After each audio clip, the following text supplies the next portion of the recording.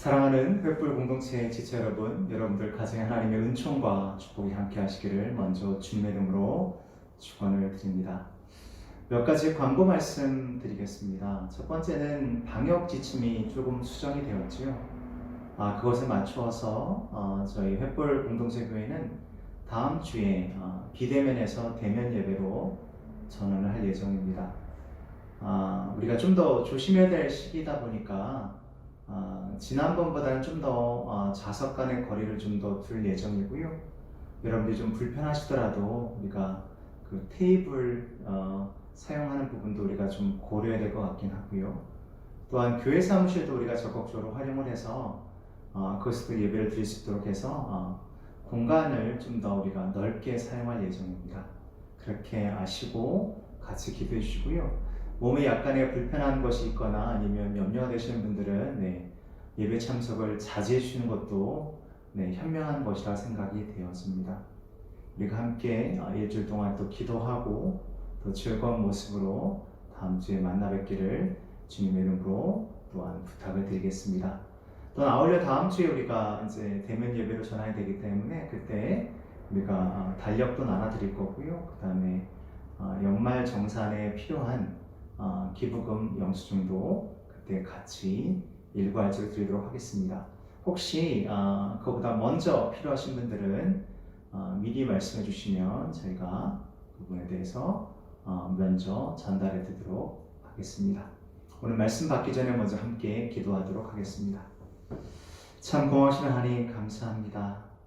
새해가 시작이 되고 또 매우 추운 날씨가 우리에게 어려움을 주긴 하였지만 하나님 우리를 지키시고 보호하셔서 우리의 거할 곳도 주시고 또한 우리의 귀한 가족들 또한 가정을 통해서 위로받게 하시니 감사합니다.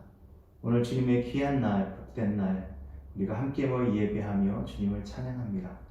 우리 가운데 하나님 함께 해주시고 성령 하나님이 우리 가운데 역사하심을 통하여 우리에게 주신 귀한 말씀 붙잡고 우리가 승리하게 하여 주옵소서.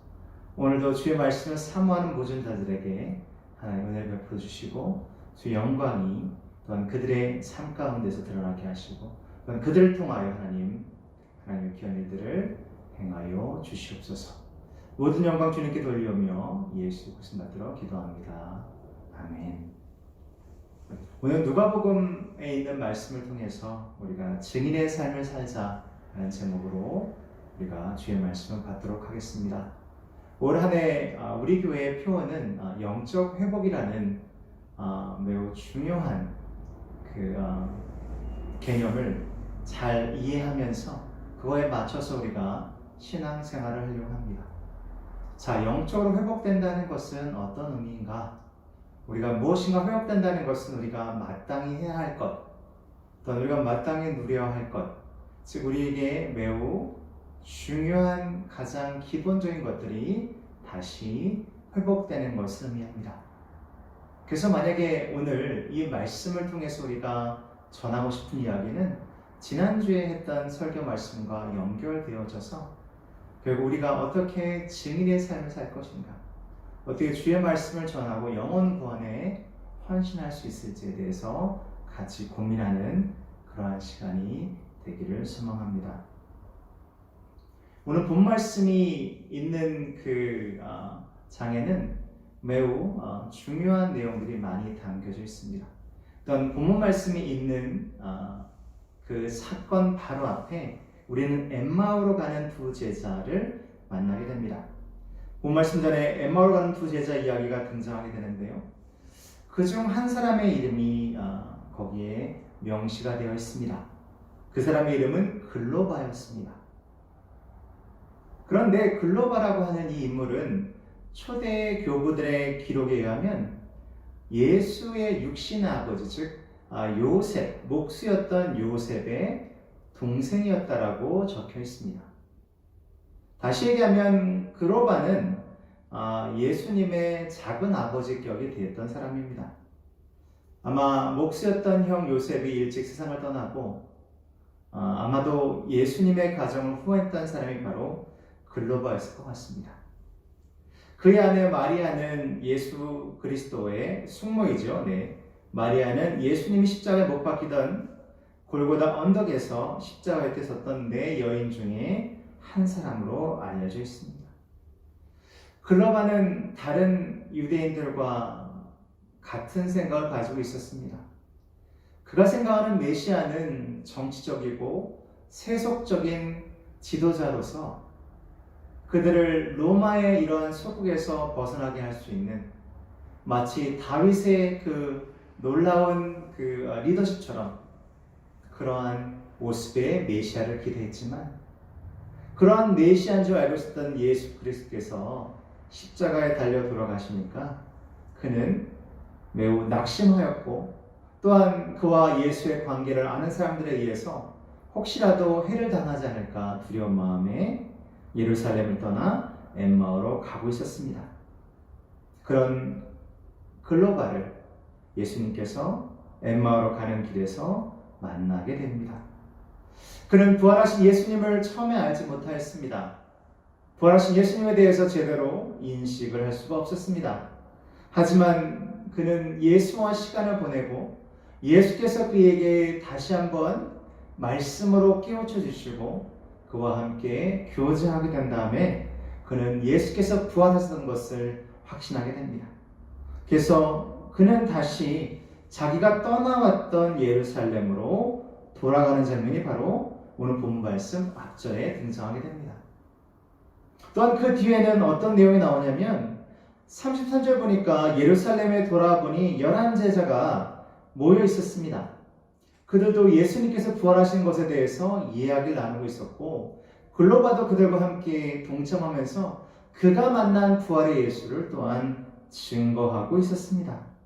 바로 그때 예수님이 정말 깜짝 놀랄 정도로 호련히 등장하게 됩니다.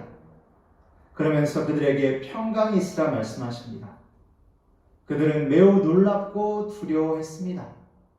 또한 그들은 이것이 영이 아닐까 생각했다는 얘기는 좀 더 적나라하게 표현하게 되면 귀신이 아닐까 생각했다는 거죠.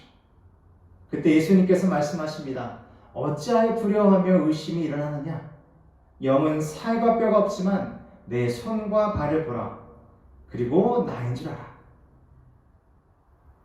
그러면서 십자가에 못 박혔을 때 남은 흔적인 손과 발을 보이셨습니다.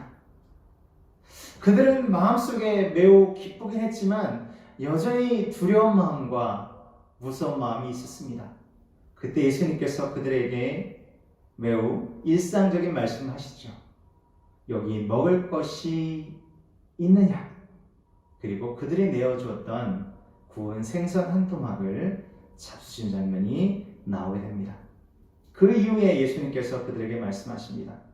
내가 너희와 함께 있을 때에 너에게 말한 바 곧 모세 율법과 선지자의 글과 시편에 나를 가리켜 기록된 모든 것이 이루어져야 하리라.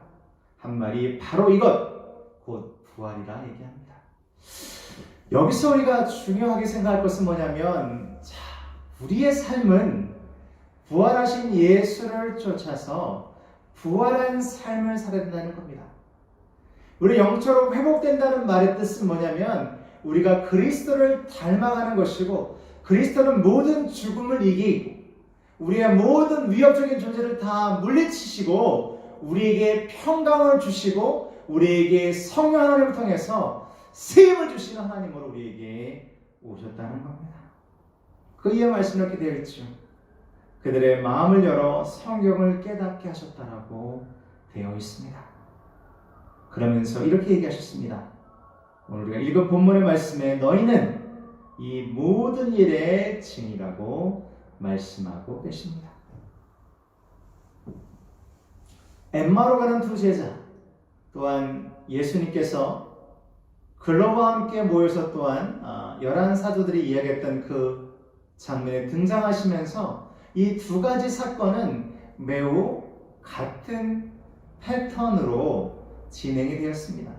첫 번째는 예수님과의 만남이 있는 거죠. 근데 처음 만나면 양쪽 이야기 둘 다 그들은 예수님인 것을 알아채지 못하게 됩니다. 그 다음에는 설명이 이어집니다. 그래서 어떻게 부활하게 되었는지 또한 성경에 이것이 어떻게 등장하게 됐는지를 이야기해 주고 계십니다. 그 다음에는 같이 식사하시는 장면이 나오게 됩니다. 그리고 난 다음에 그들이 예수님 것을 깨닫게 되고 그들이 예수님을 다시 한번 섬기게 되는 겁니다. 그리고 예수님은 사라지십니다. 여러분이 만약에 영혼 구원을 하기 위해서 부활하신 예수 그리스도를 우리가 전하기 위해서 우리가 해야 될 바로 이러한 전도의 패턴은 이것일 수 있겠습니다. 처음 그들을 만나서 우리 하나님 말씀을 전해도 그들은 예수 그리스도를 알지 못합니다. 그래서 우리는 그들에게 설명을 해야 되고요. 그들과 함께, 요즘은 좀 어렵습니다만은 그들과 함께 식사의 교제를 해야 되고요. 그리고 그들에게 우리의 삶을 통해서 그리스도가 누구인지를 가르쳐 줘야 되고 그들을 또한 교회로 인도해야 될 것입니다. 본 말씀 보시게 되면 예수님께서 오늘 우리에게 하신 말씀은 예수님이 승천하기 전 우리에게 주신 마지막 당부이며 또한 우리를 세상으로 보내시는 파송의 말씀입니다. 48절 말씀 다시 보시게 되면 오늘 예수님 우리를 향하여 너희는 이 모든 일의 증인이라고 말씀하십니다. 우리 좌우 옆에 계신 분들한테 서로에게 이야기하겠습니다. 나는 주님의 증인입니다. 또 당신은 주님의 증인입니다. 아멘. 증인이 무엇일까요? 여러분 가끔 드라마 보시면 이제 법정에서 어떠한 사건을 이야기하면서 증인들이 이제 등장하게 되죠. 결국 증인이라는 것은 이 재판을 중요시 여기는 입장에서 본다 한다면 증인의 의무는 위증하지 않는 것, 거짓말하지 않는 겁니다. 그들이 경험한 사실과 아는 사실을 솔직하게 가감없이 이야기하는 것이 바로 증인하는 거죠. 오늘 우리가 이 말씀을 우리가 받는다고 한다면 예수님 우리에게 내가 너에게 가르쳐 알게 한 것, 내가 너의 삶에 함께하여서 너희로 하여금 경험하게 한 모든 것들을 거짓 없이 두려움 없이 모든 사람에게 알게 하라, 선포하라 이렇게 말씀하시는 겁니다. 첫째, 우리는 복음의 증인이 되어야 됩니다. 우리 자신이라든가 우리를 드러내는 증인이 아니라 오직 복음의 증인으로 살아야 되는 겁니다. 복음이란 기쁜 소식을 얘기하죠. 46절과 47절 말씀 보겠습니다. 또 이르시되 이같이 그리스도가 고난을 받고 제3일에 죽은 자 가운데서 살아날 것과 또 그의 이름으로 죄사함을 얻게 하는 회개가 예루살렘으로부터 시작해서 모든 족속에게 전파될 것이 기록되었으니 아멘. 이처럼 예수님이 여러분과 저를 위해서 죽으시고 십자가에 달려 돌아가시고 우리의 모든 죄값을 치르셨다는 것이 바로 복음이라는 거죠. 즉 십자가에 죽으신 예수 그리스도가 또한 단순히 죽으신 것뿐만 아니라 부활하셔서 산소망이 되시고 우리를 구원하시는 구세주가 되시고 다시 오실 재림의 주라는 것이 바로 우리에게는 참된 복음이고 기쁜 소식이라는 겁니다. 근데 문제는 뭐냐면요, 이것이 기쁜 소식으로 받아들이지 않는다는 겁니다. 우리가 증인이 되기 위해서는 이것이 나에게 기쁜 소식이 돼야 돼요. 근데 내가 기쁘지 않으면서 이 소식을 아는 사람이 아닌 이것을 모르는 사람에게 이야기하면 이 사람은 더 혼란스러워할 수밖에 없다는 겁니다. 내가 여러분에게 또한 저 자신에게 질문하고 싶은 것은 뭐냐면 과연 이 이야기가 여러분과 저에게 복음이라는 얘기죠.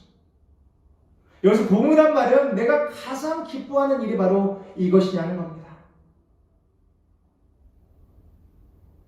그들은 예수를 보았지만 예수의 목소리를 들었지만 예수인지를 그들은 알아차리지 못했습니다. 하물며 예수와 그렇게 오랜 시간을 보냈던 제자들도 그랬는데 우리가 아직 예수를 알지 못하는 자들에게 이러한 말을 전한다고 한다면 그들은 과연 예수를 받아들일 수 있을까요? 세상 사람들은 이것에 대해서 아무런 관심이 없습니다. 그래서 이게 나랑 무슨 상관인데 라고 하는 거죠. 하지만 여러분에게 이것이 정말 기쁜 소식이라고 생각되어지고 이 복음의 말씀이 나를 살게 한다라고 생각한다면, 내 자신이 이 복음의 말씀에 감격한다고 한다면 그 이야기는 조금 다르게 보여줄 수 있을 것입니다. 근데 왜 우리는 이것이 복음이라고 생각이 되어지지 않을까요? 그것은 뭐냐면 우리가 부활의 삶을 살아감에도 불구하고 우리는 여전히 세상과 같은 방식으로 살아가기 때문에 그렇습니다. 우리가 사는 방식, 우리가 생각하는 패턴, 우리가 이해하는 것들이 다 세상적인 것에 머물러 있기 때문에 그렇습니다. 사랑하는 성도 여러분, 오늘 분명히 예수님께서는 여러분들에게 진리다라고 말씀하셨습니다. 이 이야기는 뭐냐면 세상과 같은 방식으로, 세상과 같은 생각으로, 세상과 같은 이해로 모든 것을 바라보는 것이 아니라 부활하신 예수의 능력 아래 우리에게 새롭게 주어진 믿음의 눈을 통하여 모든 것을 봐야 한다는 겁니다. 바울은 이야기합니다. 십자가의 도가 멸망하는 자들에게 미련하게 들린다. 하지만 우리에게는 이것은 힘이 된다고 이야기를 합니다. 이 기쁜 소식은 심판하고 관련되는 거죠.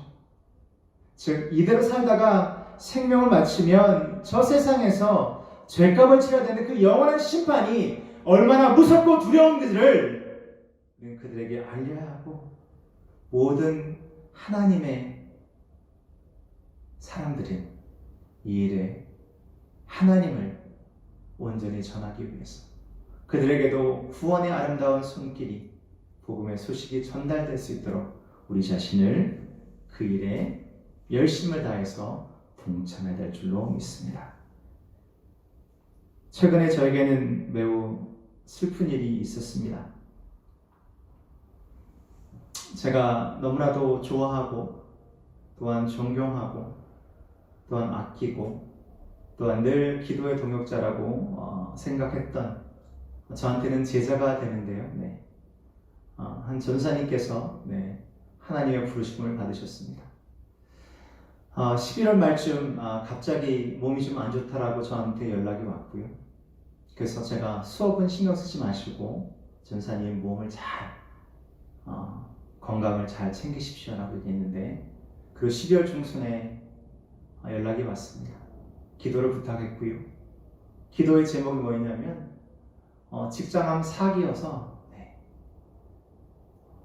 손을 쓸 수 없는 상황이 되어서, 또한 너무나도 체력이 떨어져 있는 상태라 어떠한 치료도 할 수 없어서 이제 집으로 간다고 얘기를 했습니다. 그리고 그 일이 있은 지 얼마 안 되고 같이 기도하고 지난주 금요일까지 저랑 카톡을 했는데, 지난 수요일 날 하나님의 부르심을 받았습니다. 여러 가지 생각이 들더라고요. 인생이 허무하다 이런 얘기를 하는 것은 아니고요. 화요일 날도 제가 아픈 제 제자를 병문안하고 돌아오는 길에 전사님한테 연락을 한번 드려봐야겠다 라고 생각을 했었거든요. 너무 시간이 늦어서 연락을 못 드렸는데, 그동안 아침에 이러한 안타까운 소식을 듣게 되면서 뭐든지 미루면 되지 않다, 미루지 말자라는 생각도 들었고요.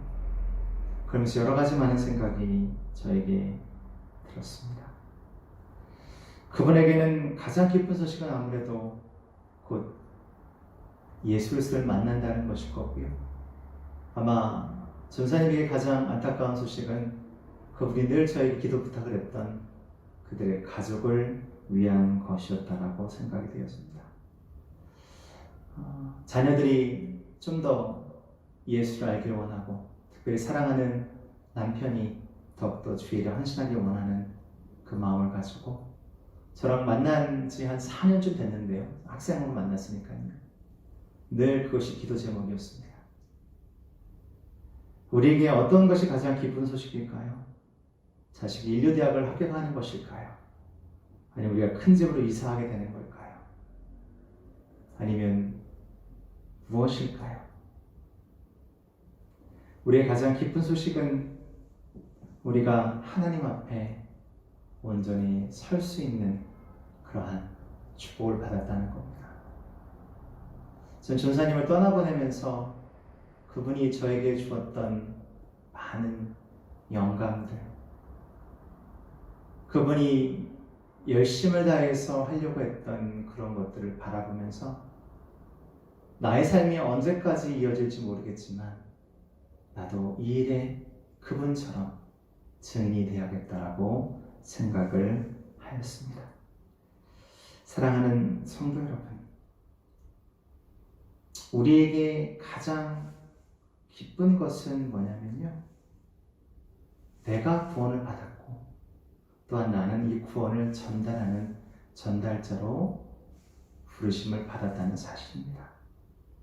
바로 이 기쁜 소식을 증언하기 위해서 우리를 예수님께서 증인으로 부르셨다는 겁니다. 성경에 증인한 단어는 말티스라는 단어를 씁니다. 이 말티스의 단어의 뜻은 뭐냐면요, 복수는 말티레스인데요, 이것은 순교자라는 뜻을 가지고 있습니다. 따라서 증인이라는 것은 곧 순교자를 의미합니다.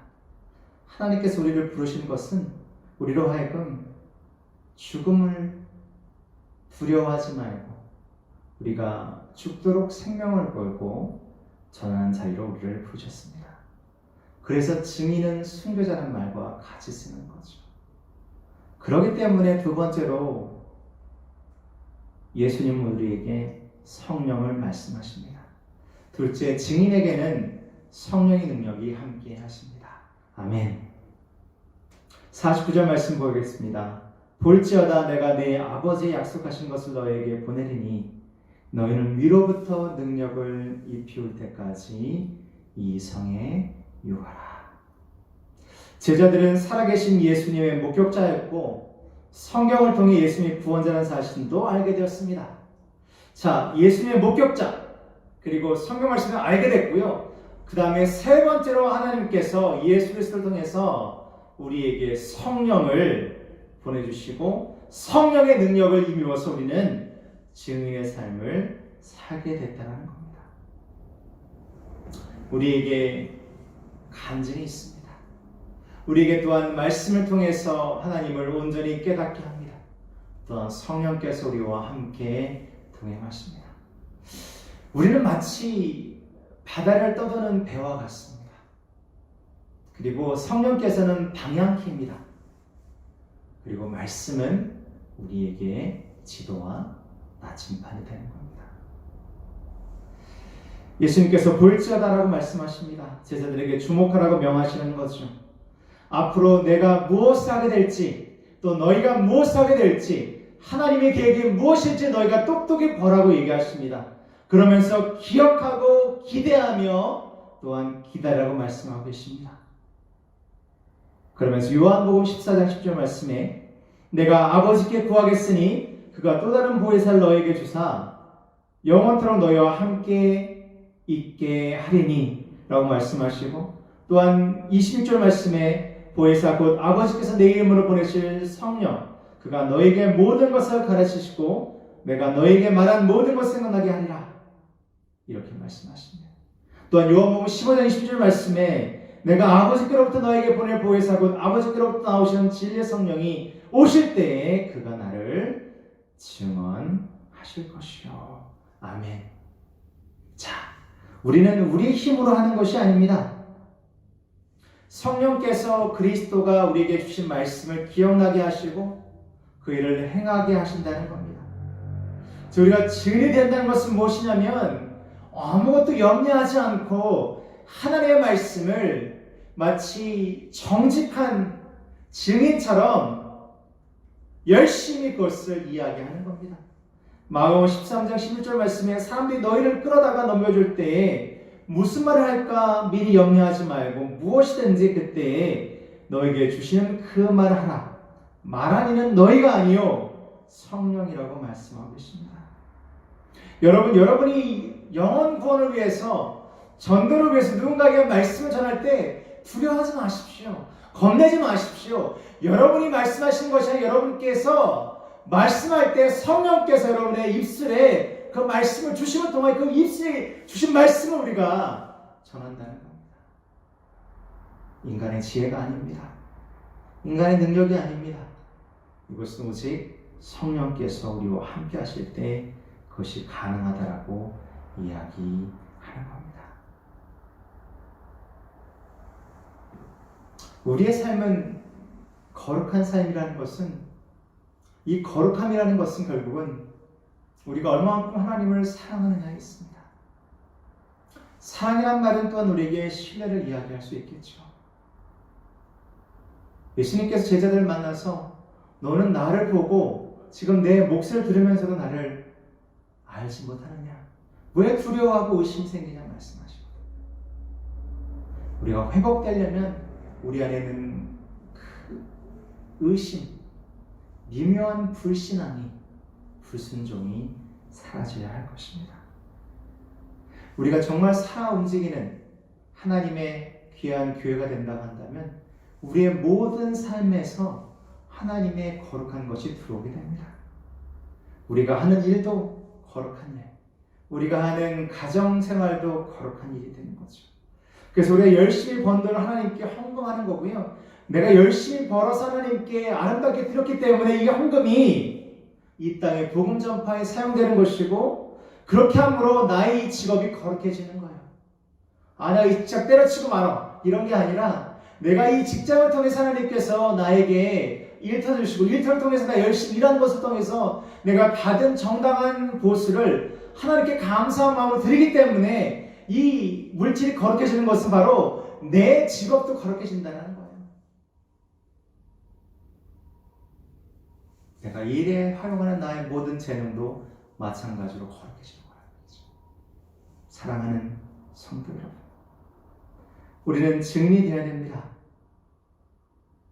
즉, 이 땅에 하나님의 나라가 임하기 위해서 우리 자신의 모든 것을 하나님께 드려야 할 줄로 믿습니다.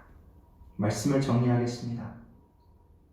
사랑하는 성도 여러분, 우리는 아름다운 복음을 전하는 자로 부르심을 받았습니다.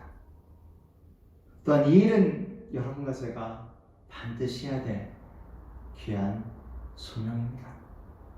두려워하지 마십시오. 주저하지 마십시오. 올해는 더더욱 주저하지 마십시오. 코로나 이후의 교회는 참으로 참혹할 것이다라고 예상이 되었습니다. 이때 우리의 마음을 반드시 그리스도에게 복종시키고 증인의 삶을 살도록 지금부터 헌신하셔야 됩니다. 우리는 말해야 되고, 우리는 그 말씀대로 살아야 되고, 또한 그 말씀이 우리가 되어야 됩니다.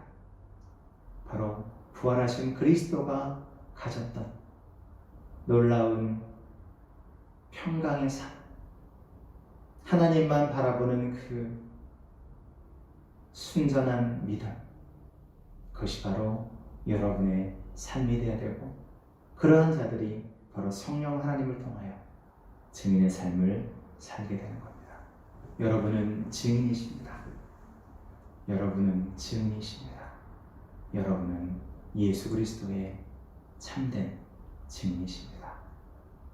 결코 잊지 마시고 이 일에 여러분의 삶을 드리십시오. 기도합니다. 하나님 감사합니다. 우리가 무엇이 간데 우리를 이렇게 부르시고 이끄시는지 알 수 없사오나 주의 능력을 힘입어 오늘도 살아갑니다.